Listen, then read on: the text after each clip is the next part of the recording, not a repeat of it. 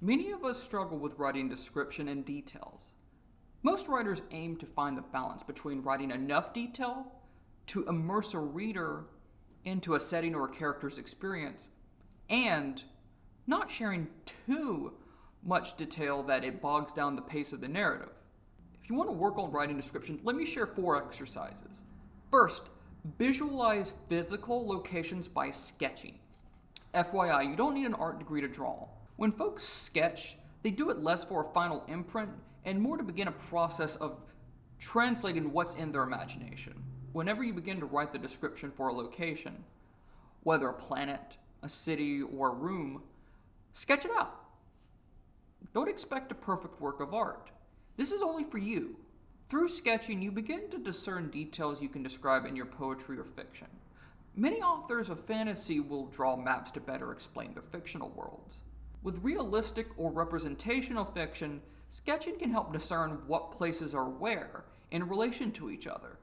Drawing out a rough sketch of someone's room helps you understand details a reader can benefit from knowing.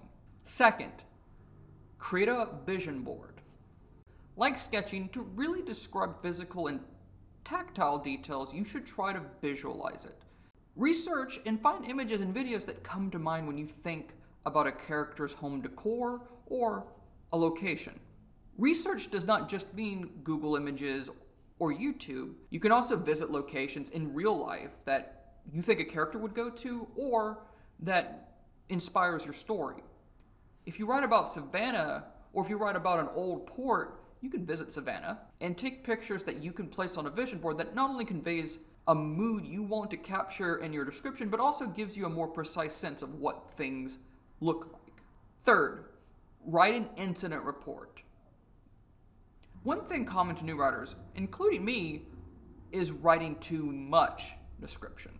We want to provide the balance of effective description and efficient description.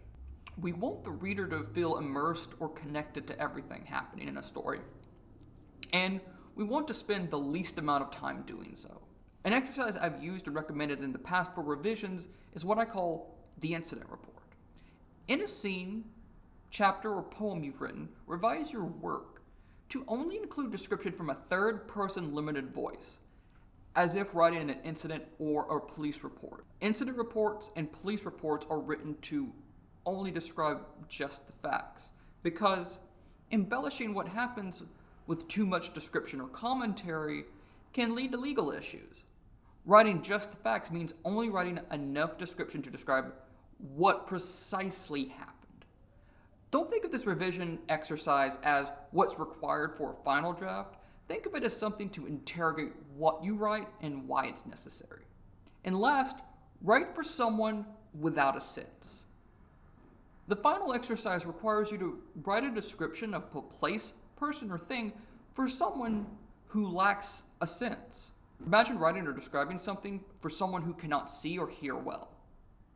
You need to put yourself in a situation where you can describe something on a sensory level. How do you describe what someone wears to someone who cannot see what that person wears? For me, the hardest sense is smell.